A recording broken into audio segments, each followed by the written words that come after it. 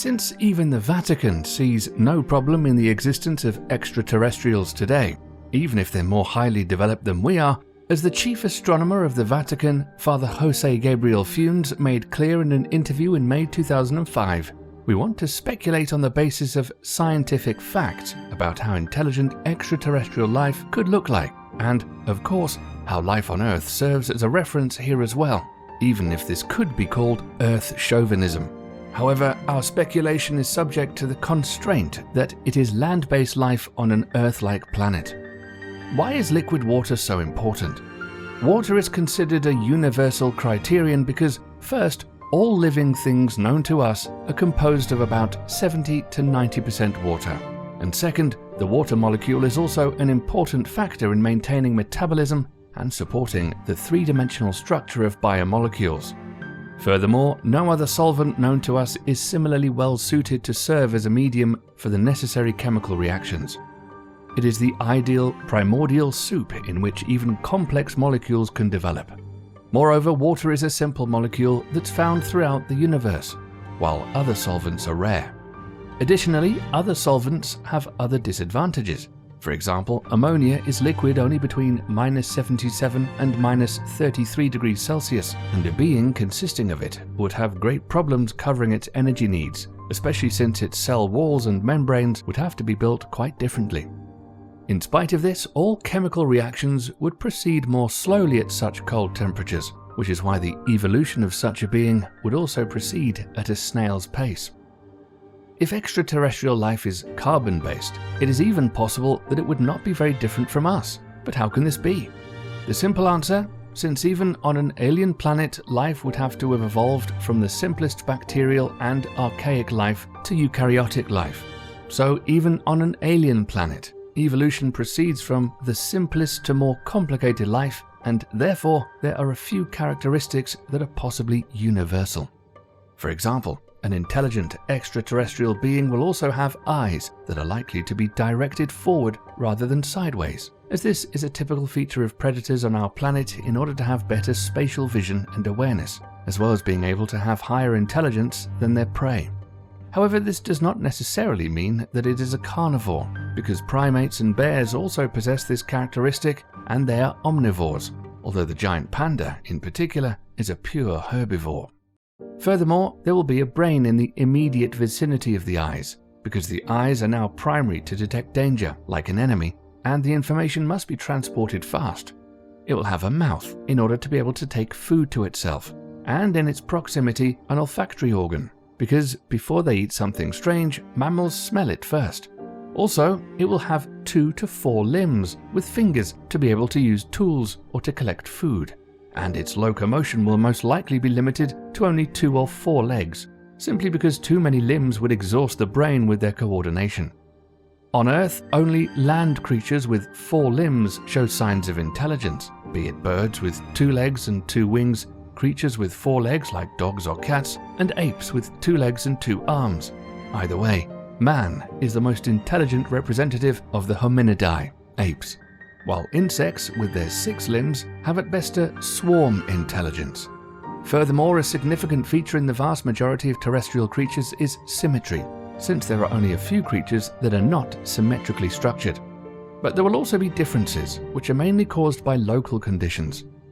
Here, the spectral type of the star, as well as the distance to it, are to be mentioned in the first place.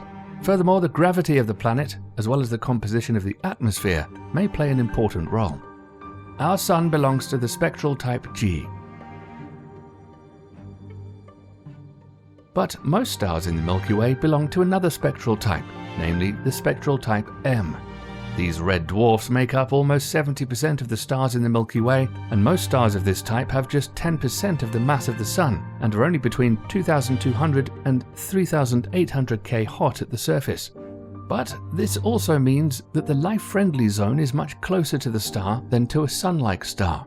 Furthermore, red dwarfs emit mainly long-wave radiation.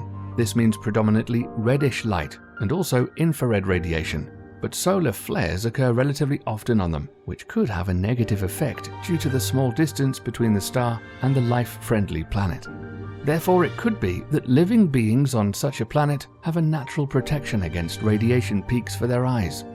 All in all, life on such a planet would be accustomed to much less light than the UV radiation of the Sun, which life on Earth can only tolerate thanks to the ozone layer. But even on our planet, there are creatures that are nocturnal and have adapted their lives to other light conditions. Originally, many mammals on our planet were also accustomed to darkness, which is why only a few species developed color vision. Dogs, for example, see a much weaker color spectrum, only in the green and blue spectral range, than primates. The effects gravity can have on a planet can be seen by comparing terrestrial and Martian volcanoes.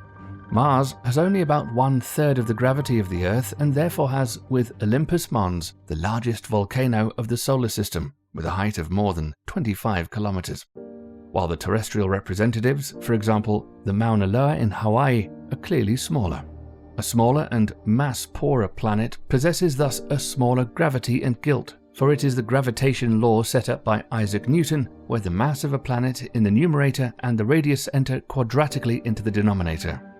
Therefore, on a smaller world, larger and heavier creatures could move on land, while on a larger super-Earth, gravity would be much greater than on Earth, and probably only smaller and lighter creatures could emerge, but that have a stronger bone structure.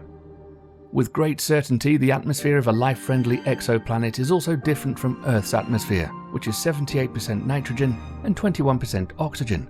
The remaining 1% is mostly noble gases, carbon dioxide and traces of other elements. And oxygen, in particular, could even be a cell poison for other living things.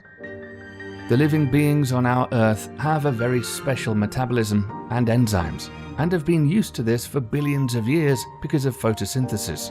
So aliens could have a completely different respiratory system, and what they breathe could be many things, from sulfur compounds to carbon compounds. But since oxygen has proven itself, at least for life on Earth, it may have become established on other worlds. It's important to remember that the oxygen content of an atmosphere also affects living things. 300 million years ago, when the oxygen content of the Earth's atmosphere was over 35%, living things were much larger, thanks to better energy transport. It might be interesting to know that besides the spectrum of the star, the composition of the atmosphere has a decisive influence on the photosynthesis of a world, and therefore there are not necessarily green plants on another planet. The temperature of a world, on the other hand, is subject to great fluctuations. At the time when dinosaurs still roamed the Earth, it was average 14 degrees warmer than today, while only 100,000 years ago the Earth was an icy snowball, and only thawed again about 12,000 years ago. In 500 to 900 million years, on the other hand, the Sun will be 10% hotter than it is today, as stars continue to expand with age and burn their nuclear fuel faster and faster. This will have dramatic consequences for life on Earth, since it's very likely that the life-friendly zone will move further outwards and higher life on our planet will probably no longer be possible.